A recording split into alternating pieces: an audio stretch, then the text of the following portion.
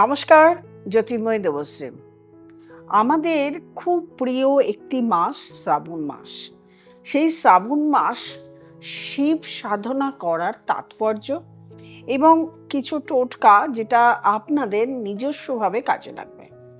শ্রাবণ মাসটা কিন্তু আমরা প্রত্যেকটা ব্যক্তি ভীষণভাবে গুরুত্ব দিই, কারণ শ্রাবণ মাসকে আমরা শিবের মাস ধরি।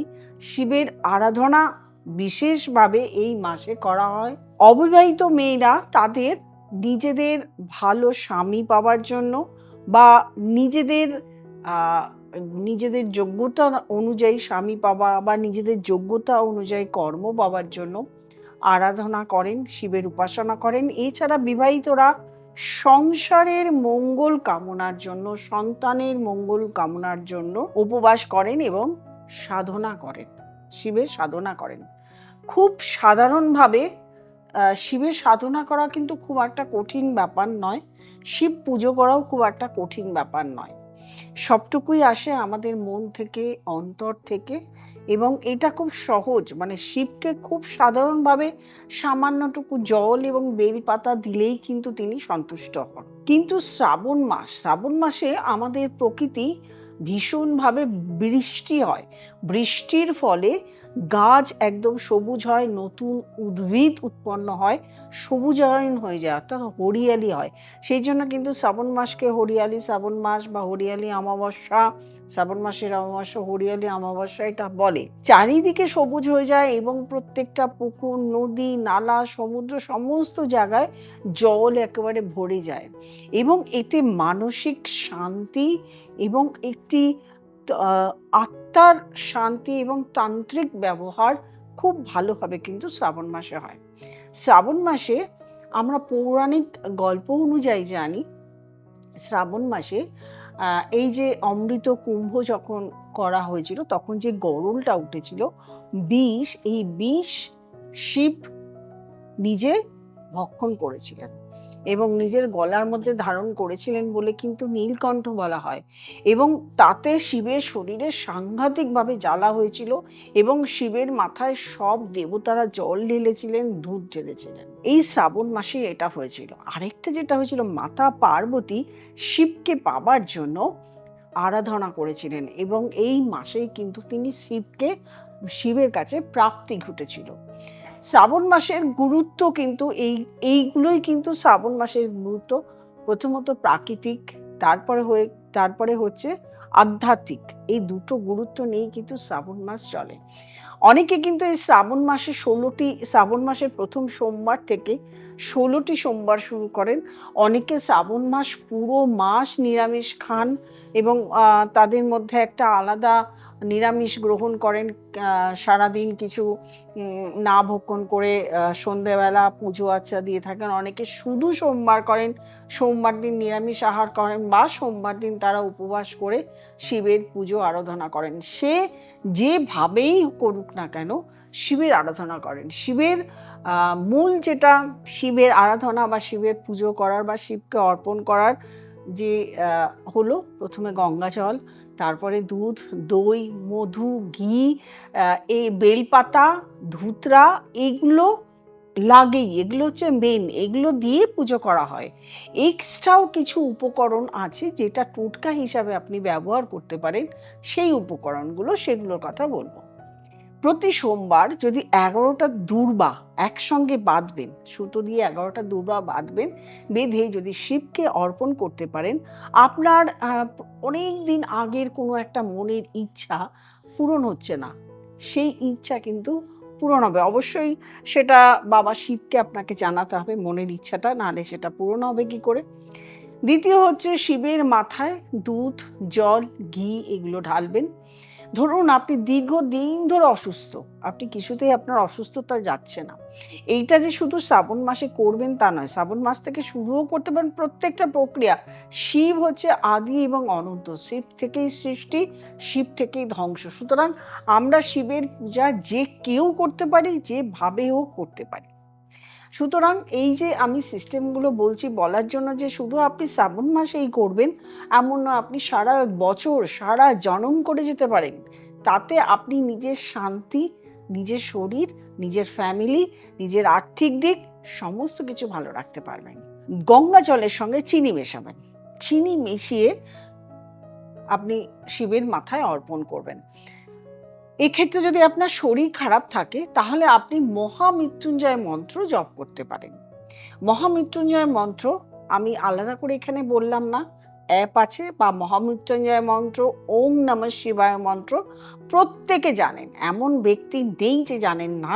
সেই মন্ত্রটা 108 বার, এবং প্রত্যেকটা যতগুলো কাজই আপনি করুন না কেন 108 বার ওম নমঃ শিবায় মন্ত্রটা জপ করবেন। ধরুন আপনার মাঙ্গলিক দোষ রয়েছে, এবারে মাঙ্গলিক দোষের জন্য মাঙ্গলিক দোষ আপনাকে কারো কাছে গেছেন, সেটাকে ঠিক করেছেন, মাঙ্গলিক দোষের উপাচার যেগুলো করার সেগুলো করেছেন, কিন্তু তা সত্ত্বেও আপনার মাঙ্গলিক দোষের যে বাধা, সেই বাধা আপনি পাচ্ছেন। আর যদি মাঙ্গলিক দোষ কারো কাছে যাননি, ঠিক করেননি, তারাও এটা করতে পারেন। কি করতে হবে? আপনাকে লাল চন্দন নিতে হবে। লাল চন্দন গঙ্গা জলের সঙ্গে মেশাতে হবে। লাল চন্দন গঙ্গা জলের সঙ্গে মিশিয়ে শিবের মাথায় প্রত্যেক সোমবার ঢালতে হবে।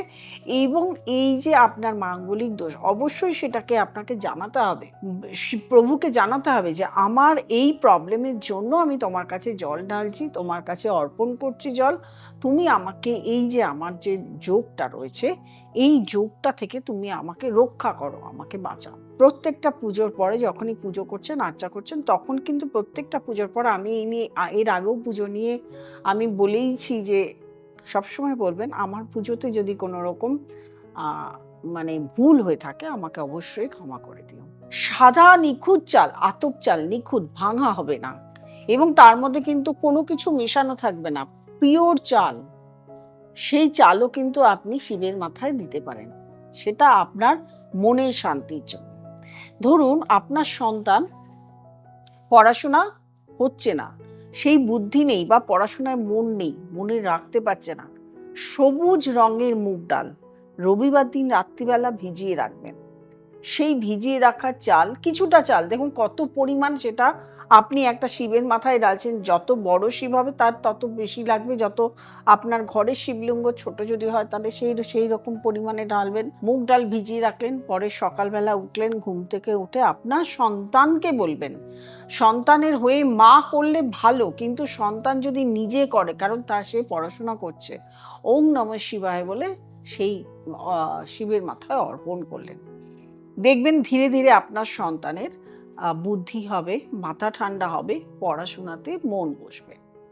এরকমভাবে গম, যাদের আর্থিক প্রবলেম আছে, গম কিনতে পাওয়া যায়, গম এখনো পাওয়া যায়, আপনি যে কোনো দোকানে যাবেন, দশকর্মা ভাণ্ডারে হোক বা যে কোনো দোকানে গম কিনতে পাওয়া যায়, সেই গম আপনারা রোববার দিন রাত্রে ভিজিয়ে রাখলেন এবং পরের দিন সকালবেলা উঠে সেই গম অর্পণ করলেন। দেখুন আমি শুধু অর্পণ করার কথা একটা বলছি এই নয়, আমি কিন্তু প্রথমেই বলে নিয়েছি কি কি শিবের মাথায় দিতে হয়, সেইগুলো কিন্তু দিতে হবে, সঙ্গে এক্সট্রা এটা দিতে হবে। এক্সট্রা এই জিনিসটা যদি দেন তাহলে কিন্তু আপনার যে সমস্যা সেটা সমাধান হয়ে যাবে। সর্ষে তেল, আপনার প্রচণ্ড শত্রু হয়, আপনি শত্রু সমস্যা সমাধান করতেই পারছেন না, যেখানেই যাচ্ছেন সেখানেই আপনার শত্রু হয়ে যাচ্ছে, যে কাজ করছেন সেখানেই আপনার শত্রু পিছনে পড়ে যাচ্ছে, আপনি সর্ষের তেল দিতে পারেন শনিবার করে, এটা কিন্তু সোমবারের না। শিবের প্রিয় ফুল হলো পদ্ম ফুল, এবং আরেকটা যেটা কালো তিল, এটা হচ্ছে প্রিয় জিনিস, এই দুটো অর্পণ করতে পারেন। তবে পদ্ম ফুল সোমবার দিন অর্পণ করতে পারেন, আর কালো তিল যেটা, সেটা শনিবার দিন অর্পণ করতে পারেন। আপনার সমস্যা, যে কোনো সমস্যা, সেই সমস্যা নিয়ে আপনি এটা করুন, ভালো থাকবেন। দুধ, অবশ্যই দুধ জল অর্পণ করতে পারেন। আরেকটা জিনিস আরও কিন্তু আছে, যেটা হলো যে গোলাপ জল, এটা অর্পণ করতে পারেন। গঙ্গা জলের সঙ্গে মিশালেন, প্রথমে ঘি মেশালেন, মধু মেশালেন, গোচনা মেশালেন বা অগুরু মেশালেন, তার সঙ্গে গোলাপ জল মেশালেন, দই মেশালেন, মিশিয়ে একসঙ্গে সমস্ত কিছু মিশিয়ে আপনি শিবের মাথায় ঢালতে পারেন, বা আলাদা আলাদা করেও আপনি আপনার শিবের মাথায় ঢালতে পারেন। শিব প্রতিষ্ঠিত শিব মন্দির থাকে, সেখানে গিয়েও এটা করতে পারেন, আপনি বাড়িতেও করতে পারেন। শিব আরাধনার কোনো রকম কোনো বাদ বিচার কিছু নেই। প্রত্যেকটা ব্যক্তি করতে পারেন, ছেলে করতে পারেন, মেয়ে করতে পারেন, অবিবাহিত করতে পারেন, বিবাহিত করতে পারেন। প্রত্যেক ব্যক্তি শিব সাধনা করতে পারেন। শিব সাধনা করলে আপনার জীবনের শান্তি আসবে, আপনার শারীরিক অসুস্থতা কাটবে, আপনি ভালো থাকতে পারবেন। এবার অনেকে অনেক কিছু পড়ে, এই সময় সবুজ চুড়ি পরে, এইসব আমি আমি মানি না। সবুজ চুড়ি পরলেই যে আপনার ভালো হবে তা নয়। তবে বলবো এই সময় গাছ লাগান, যাতে আরো সবুজায়ন বাড়ে, যাতে প্রকৃতি থেকে আপনি এই যে এত উষ্ণায়ন হয়, এত গরম পড়ে, অত্যাধিক বৃষ্টি হয় অথবা অনাবৃষ্টি হয়, এইগুলো যাতে থামাতে পারেন। শ্রাবণ মাসে গাছ পুঁতলে তো যেহেতু জল পায়, বৃষ্টির জল, ন্যাচারাল জল পায়, এতে কিন্তু আপনাদের সবুজায়ন বাড়ে, এতে আপনারা ভালো থাকতে পারবেন। এটা তো ন্যাচারাল কথাই। সেই জন্য দেখবেন শ্রাবণ মাসে কতগুলো উৎসব হয়। যদি এবার রথযাত্রাটা দেরি করেই পড়েছে, শ্রাবণ মাসে পড়েছে, সেটা জ্যৈষ্ঠ মাসে হয়। এছাড়া শ্রাবণ মাসে দেখবেন জন্মাষ্টমী হয়, শ্রাবণ মাসে রাখি পূজা হয়, রাখি বন্ধন হয়, ভাই বোনের একটা উৎসব হয় রাখি বন্ধন শ্রাবণ মাসে। এই অনেকগুলো উৎসব কিন্তু শ্রাবণ মাসে আমরা দেখতে পাই। চিতালগ্গী অমাবস্যা এই শ্রাবণ মাসেই পড়ে, সেটাও জগন্নাথ দেবের। চিতালগ্গী অমাবস্যা নিয়ে যখন বলবো তখন আপনারা শুনবেন, সেটাও জগন্নাথ দেবের একটা উৎসব। অনেকগুলো উৎসব কিন্তু আমরা শ্রাবণ মাসে দেখতে পাই। শ্রাবণ মাস নিয়ে আপনাদেরকে, শ্রাবণ মাসের তাৎপর্য, শ্রাবণ মাস নিয়ে, শ্রাবণ মাসের টোটকা, এমনি টোটকা আমি সবসময় বলি, কিন্তু এই প্রোগ্রাম শুনেও যে টোটকাগুলো শুনলেন সেগুলো আপনার বাড়িতে বসে অবশ্যই করতে পারেন। আমি যে প্রোগ্রাম করছি আপনাদের কেমন লাগছে একটু জানাবেন। নিশ্চয়ই সাবস্ক্রাইব করবেন, লাইক করবেন, কমেন্ট করবেন, শেয়ার করবেন, নোটিফিকেশন অল বেলটি প্রেস করতে ভুলবেন না। আর যারা যোগাযোগ করতে চাইছেন তারা নিচে স্ক্রলে যে নাম্বারটি আছে সেই নাম্বারটিতে ফোন করবেন, বুকিং করবেন, চেম্বারে চলে আসবেন অথবা অনলাইন কনসালটেশন করে নেবেন। প্রত্যেকে ভালো থাকবেন, আনন্দে থাকবেন। নমস্কার।